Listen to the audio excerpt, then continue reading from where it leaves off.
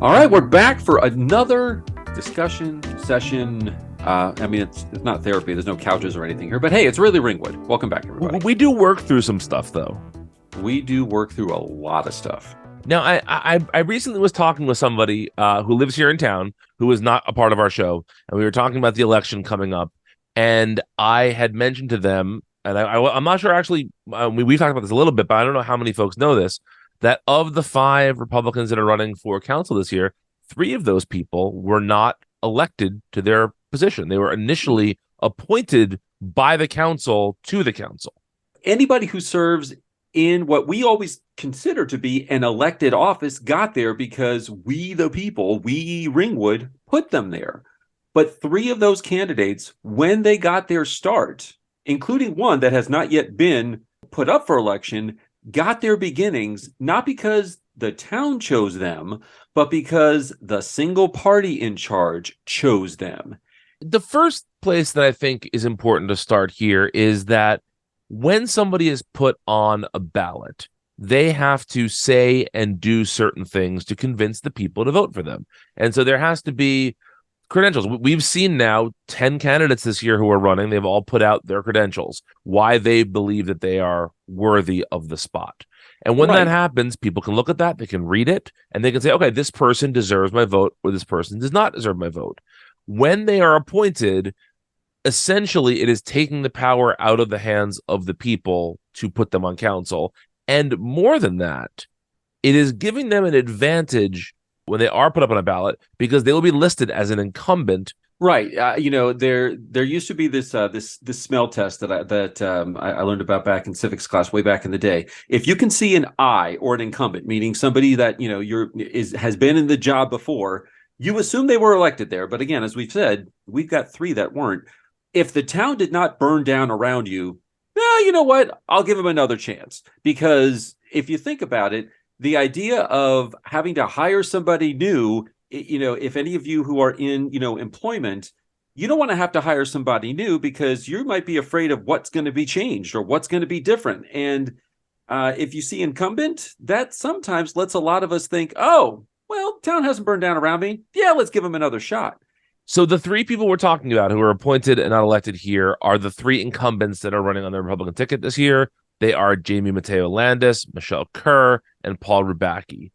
Councilwoman Mateo Landis was appointed in 2017 to fill a 1-year vacancy. And, since then, she has obviously been reelected. For Michelle Kerr, that happened in January 2022. And then she won an election in 2022 to complete that term. Now, the circumstances with Michelle Kerr taking over are interesting because the person who she was taking over for, Councilman McCracken, according to lots of people in town, including things like real estate listings and Facebook posts, his family had already moved to Tennessee and he was still on council. The house was more or less empty, according to the real estate photos that were posted when the house went up for sale. And we had heard from some people that he was sort of couch surfing in Ringwood during council meetings, the couple of days before and after council meetings. So, it appears that he possibly would come back up for council meetings, so serve on council for a town and a state that he no longer lived in until he was choosing to step down. And that just so happened to be at a council meeting that was just after the deadline that would require somebody to be put on the ballot for the election. So, in other words, Councilman McCracken waited around until they could appoint somebody and not elect somebody in that year's elections before resigning. Now, we should mention that this did not happen the most recent time with Stephanie Forrest stepping down and Paul Rubacki coming onto board. But we have at least one instance, supposedly, of the Republicans purposely holding on to a position just long enough to appoint, not elect somebody. That takes this from maybe it's just circumstantial position to, no, they knew what they were doing and they were definitely trying to hold on to more power. This is where we take the moment to call out the circumstantial pattern of the Republican leadership in Ringwood to preserve their party's power, because it is worth noting, especially now, as we're about to vote for 5 open positions on council. The council is appointing people that they feel are a good fit for a council, not that we, the citizens, feel are a good fit for council. In addition, there are things that the council has talked about in their literature, things like stopping the high density housing on Skyline Drive that they started. And so that's like saying that, I'm an arsonist, but I also put out the fire. So that's a good thing.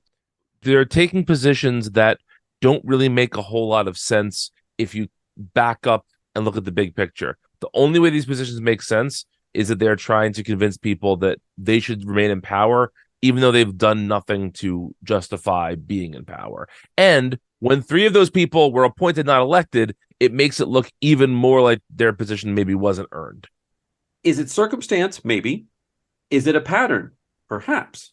But how we keep on arriving at this same point has to do with that single party that's in power is doing more to maintain their power than they are to advance the good of Ringwood. Something else that I think is worth mentioning here is that we recognize that this is, if you're the party in power, you have the prerogative to do these sorts of things.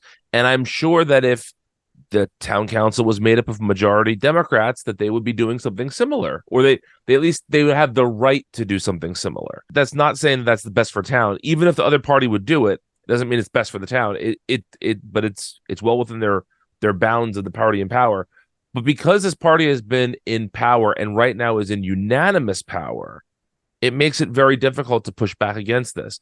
If the council was 4-3 one party or 5-2 one party, the minority party might make enough noise that this is presented to the town in a more transparent way. It may not be just steamrolled through this way.